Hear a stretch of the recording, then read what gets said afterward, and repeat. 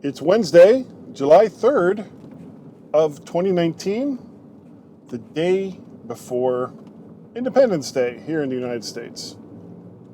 But it's still the current Guy's Daily Drive. Who knew?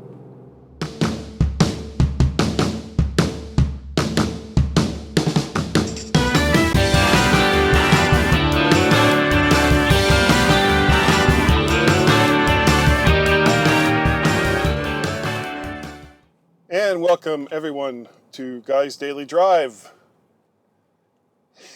Guys, you look at a day like this. Usually when I'm recording Guy's Daily Drive, I'm doing it while I'm in my car, obviously, and I'm usually either on my way to work, coming home from work, or going bowling. Those seem to be the main days that I have time to do something like this, or the inclination. And today is no exception. It is hot. It is so hot today. We're looking at 96 degrees, high humidity. I'm looking at some wicked storm clouds off into the west. And I went bowling yesterday. And while I was on my way home, I got a text saying that my son was ready for a pickup. And it hadn't started raining yet, but it was looking pretty nasty. So I went to where my son works and parked underneath this little covered area.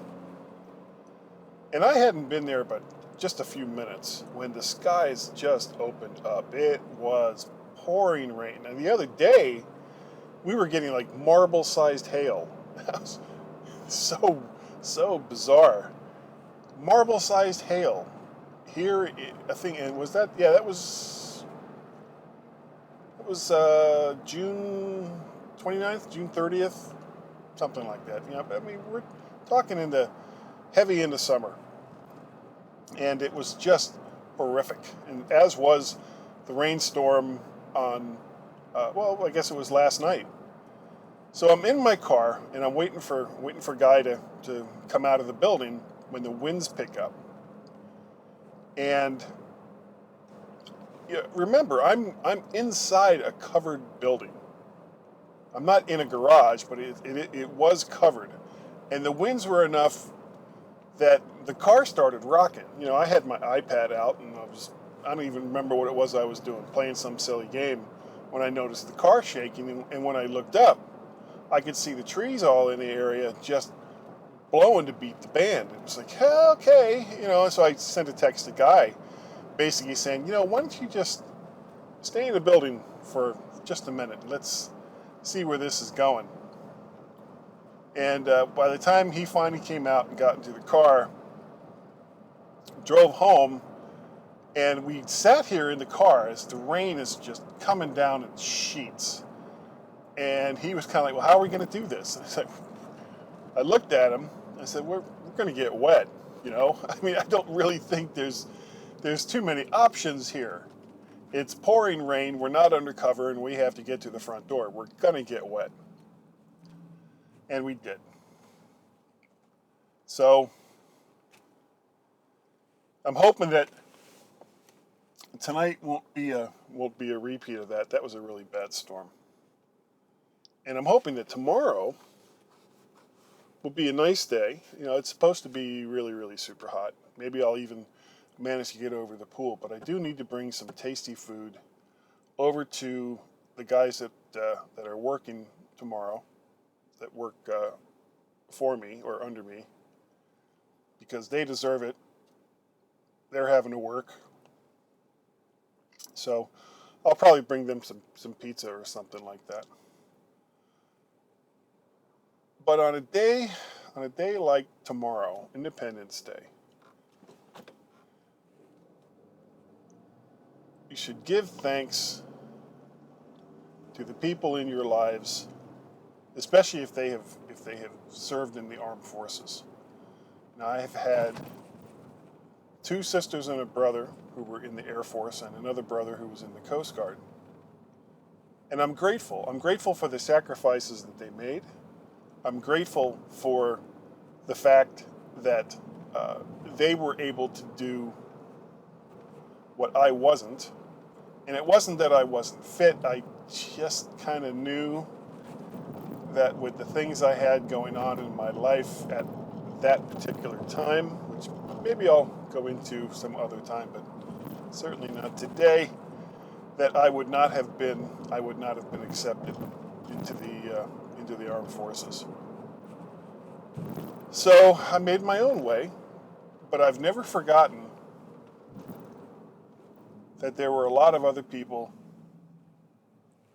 who sacrificed, some of them sacrificing all, in the armed forces of the United States of America. And I'm grateful to you all. And thank you for your sacrifice and thank you for your courage. And you all deserve a big round of applause for everything that you've done and everything that you've put forward. And I am very, very grateful, and thank you.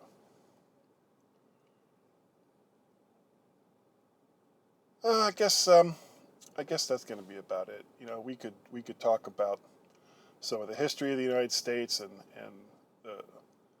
the way that the independence came, but that way lies madness, and I'm not going to do that today.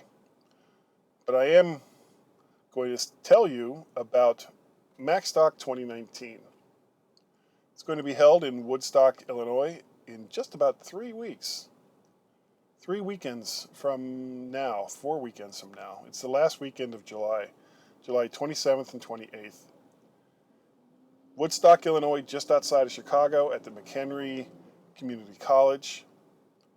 If you use the coupon code MyMacGuy, MyMacGuy, you can get $70 off the main price of $249, which would make your total cost for the entire weekend $179, which is an awesome price for a conference like this.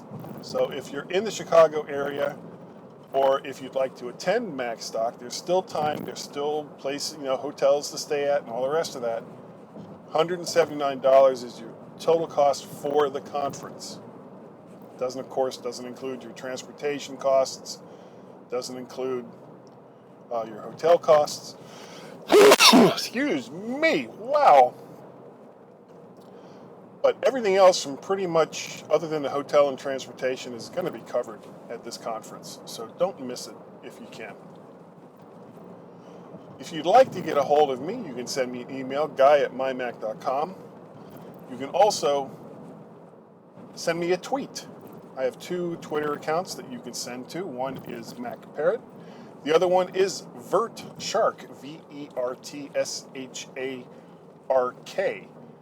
You can find pretty much all the stuff that I do, all the content that I create, over there on vertshark.com. You can listen to other things besides Guy's Daily Drive, like the MyMac Podcast that I do nearly every weekend with Mr. Gazmaz over there in the UK. I'm grateful for Gazmaz. Yes, you have no idea how grateful I am for Gary, for putting up with me for over 10 years now. Unbelievable. There's also the live cast that I do on Wednesday nights. I'll be doing one tonight. The Mac to the Future Go live cast over there on the Face of Books. You can find that either in the Mac to the Future group page or under my own public page. It'll be in both places. What else? I think that's about it. So thank you all. Thank you very, very much for watching and or listening to Guy's Daily Drive, and I will catch you next time.